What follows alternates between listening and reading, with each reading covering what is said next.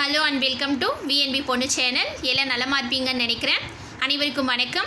இன்றைக்கி நம்ம வீடியோவில் என்ன பார்க்க போகிறோம் அப்படின்னா, சளி இருமல் பிரச்சனைகள்லேருந்து உடனடியாக தீர்வு தரக்கூடிய கொள்ளு ரசம் எப்படி வைக்கிறது அப்படிங்கிறது தான் பார்க்க போகிறோம். அதுக்கு தேவையான பொருட்கள்: மிளகு, சீரகம், பூண்டு, பெருங்காயம், மஞ்சள் தூள், கடுகு,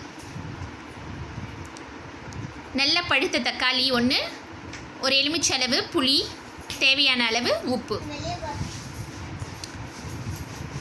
கறிவேப்பிலை, கொத்தமல்லி, கறிவேப்பிலையோட அந்த குச்சிங்க, காஞ்ச மிளகாய் தேவையான அளவு.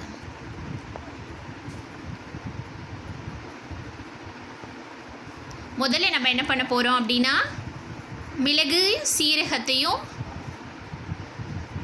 இந்த சின்ன உரலில் போட்டு ஒன்று பாதியமாக இடிச்சுக்க போகிறோம். ரொம்ப நைஸாக இடித்தோன்னா அது ரசத்தை ரொம்ப குழன்னு ஆக்கிடும், நமக்கு சாப்பிட்றதுக்கு ஒரு மாதிரி இருக்கும். அதனால் மிளகையும் சீரகத்தையும் கொஞ்சம் ஒன்று பாதியமாக நம்ம இடிச்சுக்கணும்.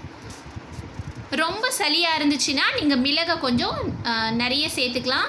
மிளகு எவ்வளோக்கு எவ்வளோ நம்ம சேர்த்துக்கிறோமோ அவ்வளவுக்கு அளவு அது ரொம்ப நல்லதுன்னு சொல்லுவாங்க. ஒன்று பாதியமாக மிளகை இடிச்சுக்கிட்ட பிறகு என்ன பண்ணணும், அதோட தேவையான அளவு பூண்டு, தோல் நீக்காத இருக்கிற பூண்டை நாம் சேர்த்துக்கணும். அப்போது அதோட சுவை தனித்துவம் மிக்கதாக இருக்கும், ரொம்ப நல்லாயிருக்கும். அதோட வாசமே சூப்பராக இருக்கும். மிளகு சீரகம் தனியாக இருக்கும்போது இருக்கிற அந்த வாசனையை விட அதோட பூண்டு சேர்க்கும்போது இருக்கிற மனமே சொல்லவே வேண்டாம், அது அவ்வளோ நல்ல வாசனையாக இருக்கும். அது இப்போது ஒன்றும் பாதியமாக இடித்தாச்சு, மிளகு சீரகம் பூண்டும் இடித்தாச்சு. இப்போ அதை தனியாக அங்கே வச்சிடலாம். இப்போ என்ன பண்ணணும் அப்படின்னா, ஒரு சின்ன கடாய் எடுத்துக்கோங்க. அதில் தேவையான அளவு உளுவல் சேர்த்துக்கோங்க. இதை உளுவல்னு சொல்லுவாங்க, கொள்ளுன்னு சொல்லுவாங்க. கொள்ளு ரசம் ரெண்டு விதமாக வைக்கலாம். ஒன்று தேவையான அளவு கொள்ளை ஊற வச்சுட்டு அதை நம்ம வேக வச்சு அந்த தண்ணியை இருத்து அதில் புளியெல்லாம் வைப்பாங்க, அப்படியும் வைக்கலாம். இன்னொரு விதம் என்னென்னா, நமக்கு தேவையான அளவு கொள்ளை எடுத்துக்கிட்டு அதை இந்த மாதிரி பொன்னிறமாக வறுத்துட்டு அதை ஒன்று பாதியும் தூள் பண்ணிவிட்டு அதுக்கப்புறம் அதை புளி கரைசலோடு கொஞ்சம் கரைச்சிட்டு எண்ணெயில் கொஞ்சம் வதக்கியும் நம்ம என்ன பண்ணலாம், கொள்ளு ரசம் வைக்கலாம். அப்படி செய்யும் போதும் கொள்ளு ரசம் ரொம்ப சுவையாக இருக்கும், ஆரோக்கியமானதாகவும் இருக்கும். இப்போ கொள்ளு வறுத்தாச்சு. இப்போ என்ன பண்ணலாம், அது கொஞ்சம் நேரம் ஆறட்டும். ஆறுறதுக்குள்ளே நம்ம புளி கரைசலை தயார்படுத்திடலாம். நான் உங்களுக்கு முன்னே காட்டின அந்த புளியை 2 முறை அலசிட்டு புளியை நான் ஊற வச்சுருக்கேன். அந்த புளியை என்ன பண்ணலாம், நல்லா கரைச்சிக்கலாம். கையில் நல்லா கரைச்சிட்டு அதோட தோலெல்லாம் இருக்குல்ல, அந்த தோலெல்லாம் என்ன பண்ணலாம், பிசுக்கி வெளியே எடுத்துடலாம். அதை வெளியே எடுத்து வச்சுட்டு அதுக்கப்புறமா அதோட ஒரு தக்காளி, நல்லா பழுத்திருக்க ஒரு தக்காளி, அதோட கொத்தமல்லி, கறிவேப்பிலை காம்புங்க, தேவையான அளவு கொத்தமல்லி. எவ்வளோ கொத்தமல்லி நம்ம போடுறோமோ அது அவ்வளோ நல்ல மணமாக இருக்கும் ரசம். அப்புறம் நம்ம சேர்த்து அரைச்சோம் இல்லையா முன்னே, மிளகு சீரகம் பூண்டு, அதுலேயும் பாதி என்ன பண்ணலாம், இந்த புளி கரைசலில் போட்டு எடுத்து வச்சுக்கலாம். இப்போது நம்ம பொன்னிறமாக வருத்தோம் இல்லையா, அந்த உளுவல் ஆறிடுச்சு. அதை என்ன பண்ணலாம், அந்த சின்ன உரலில் போட்டு ஒன்று பாதியுமாக நம்ம அரைச்சி எடுத்துக்கலாம்.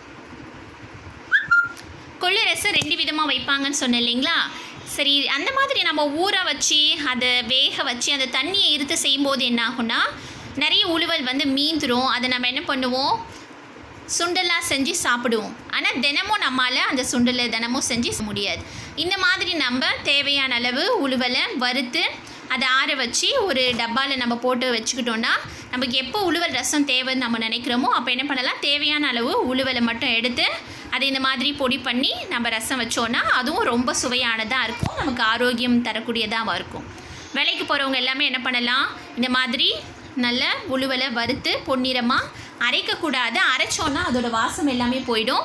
அதை வறுத்து அதை சூடு ஆறின பிறகு எடுத்து ஒரு டப்பாவில் நம்ம போட்டு வச்சிட்டோன்னா அது அப்படியே இருக்கும்.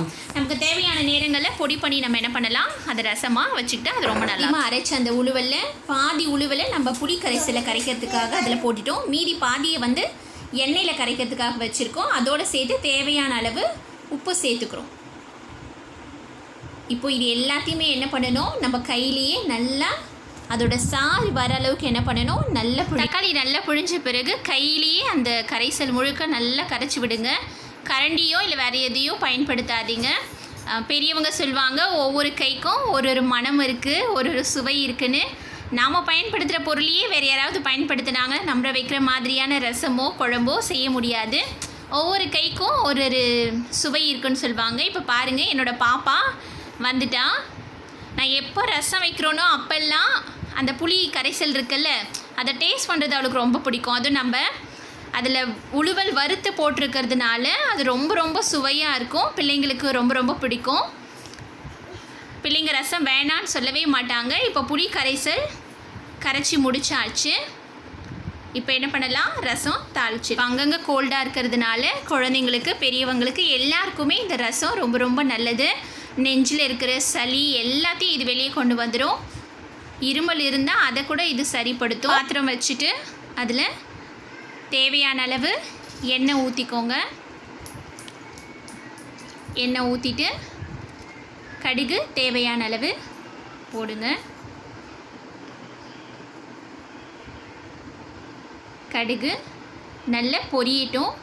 கடுகு பொரியாததுக்கு முன்னே நம்ம எதுவும் போடக்கூடாது. கடுகு நல்லா பொரிஞ்சாதான் அது நமக்கு நல்ல ஜீரண சக்தியை கொடுக்கும்னு சொல்லுவாங்க. அதனால் கடுகு நல்லா பொரியட்டும். அந்த கடுகு அந்த பொரியிற சத்தம் கேட்கட்டும். கடுகு நல்லா பொரிஞ்ச பிறகு கறிவேப்பிலை போட்டுட்டு அதுக்கப்புறமா நம்ம அரைச்ச அந்த மிளகு, சீரகம், பூண்டு, மஞ்சள் தூள், பெருங்காயத்தூள் இதெல்லாம் மொத்தமாக போட்டுடலாம். போட்டுட்டு என்ன பண்ணணும், அந்த பச்சை வாசனை போகிற வரைக்கும் எண்ணெயிலே அதை வதக்கிட்டே இருக்கணும். அதை வதக்கிட்டே இருக்கணும், இல்லைன்னா அது தீஞ்சிரும். தீஞ்சால் அந்த ரசத்தோட இந்த சுவையே மாறிடும். அதுக்கப்புறம் காஞ்ச மிளகா,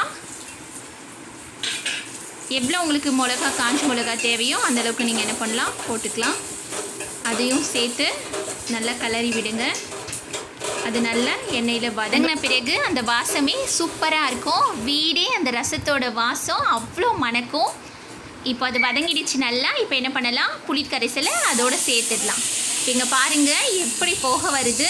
என்னோடய அம்மா சொல்லுவாங்க, நீ அந்த எண்ணெயோடு சேர்க்கும்போது சவுண்ட் வந்துச்சு பாருங்கள், அந்த சத்தம் வந்தால் தான் அந்த ரசம் சூப்பராக இருக்கும்னு அம்மா சொல்லுவாங்க. கண்டிப்பாக இந்த ரசமும் சூப்பராக இருக்கும்னு நான் நினைக்கிறேன். பாருங்கள் அதோட கலரே எவ்வளோ நல்லா இருக்குல்ல. நம்ம இதில் நம்ம சேர்த்துருக்க எல்லா பொருளுமே நம்ம உடம்புக்கு ரொம்ப ரொம்ப ரொம்ப நல்லது. நிச்சயமாக இந்த ரசத்தை வீட்டில் எல்லாருக்குமே செஞ்சு கொடுங்க. சளி பிடிச்சிருந்தா அது எல்லாமே சரியாயிடும். சின்ன குழந்தைங்களுக்கு கொடுக்கும்போது நம்ம என்ன பண்ணணும், இந்த சாதத்தை நல்லா குழையிற மாதிரி நல்லா பிசைஞ்சுக்கோங்க. இப்போ ரசம் ஒரு கொதி வரத்துக்குள்ளே நான் என்னோடய பாப்பாக்காக இந்த சாதத்தை நல்லா குழைய வச்சு அதை ரெடி பண்ணி வச்சிட்ருக்கேன். இப்போ பாருங்கள் ரசம் எப்படி பபிள்ஸ் வருதா. பார்க்கவே அவ்வளோ சூப்பராக இருக்குல்ல. அடடடா, அழகு அழகு, சூப்பர் சூப்பர். இப்போ ரசம் அப்படியே கொஞ்சமாக அந்த பபிள்ஸ் பாருங்கள் அப்படியே மேலே அந்த கொதியை கொண்டு வருது. இந்த நேரத்தில் என்ன பண்ணணும், கொஞ்சம் தண்ணியை ஊற்றி ரசத்தை மூடி வச்சு இறக்கிடணும். அவ்வளோதான், நம்மளோட சூப்பரான சளியை முழுசுமாக சரி செய்யக்கூடிய உழுவல் ரசம், அதாவது கொள்ளு ரசம் சூப்பராக ரெடி ஆயிடுச்சு. இப்போ என் பாப்பாக்காக நல்ல சாதத்தை குழச்சி வச்சுருக்கேன் தட்டில். அதோடு நான் என்ன பண்ணுறேன், உழுவலோட ரசத்தை கொஞ்சம், நீங்கள் என்ன பார்க்குறீங்க, என்ன கலரி ஏதோ கறி எடுக்கிற மாதிரி கலர்றேன்னு பார்க்குறீங்களா? நம்ம உழுவல் வந்து ஒன்று பாதிமாக அரைச்சி போட்டிருக்கோம்ல, அதுதான் அடியிலேருந்து அந்த உழுவலை நான் எடுக்க முயற்சி பண்ணுறேன். நல்லா அந்த சாதத்தோடு அதை பிசைஞ்சிட்டு இதையும் பாப்பா வந்துட்டுருக்கா, நான் அவளுக்கு ஊட்ட போகிறேன். சேட்டு சொல்லுங்க. சூப்பராக இருக்குன்னு சொல்கிறா குழந்தை. அவளுக்கு ரொம்ப பிடிக்கும். குழந்தைக்கு சளி பிடிச்சிருந்ததுன்னா அந்த உழுவல் ரசம் தான் செஞ்சு கொடுப்பேன். அவளும் ரொம்ப நல்லா சாப்பிடுவாள். இதே மாதிரி உங்கள் வீட்டில் இருக்கிறவங்களுக்கு கொள்ளு ரசம் வச்சு கொடுங்க. அவங்களுக்கு சளி தொல்லை, இருமல் பிரச்சனை இருந்தால் இது சரி பண்ணிடும். இந்த வீடியோ உங்கள் எல்லாருக்குமே பிடிச்சிருக்கும்னு நான் நினைக்கிறேன். சளியை கொள்ளக்கூடிய கொள்ளு ரசம் எல்லாருக்கும் வச்சு கொடுங்க. எல்லாரும் ஆரோக்கியமாக இருக்கு. இந்த சேனலை சப்ஸ்கிரைப் பண்ணுங்கள், லைக் பண்ணுங்கள், ஷேர் பண்ணுங்கள், உங்களோட கருத்துக்களை கமெண்ட் பண்ணுங்கள். இதே மாதிரியான ஒரு நல்ல வீடியோவில் உங்கள் எல்லாரையும் சந்திக்கும் வரை விடைபெறுவது உங்கள் சகோதரி BNB பொண்ணு. நன்றி, வணக்கம்.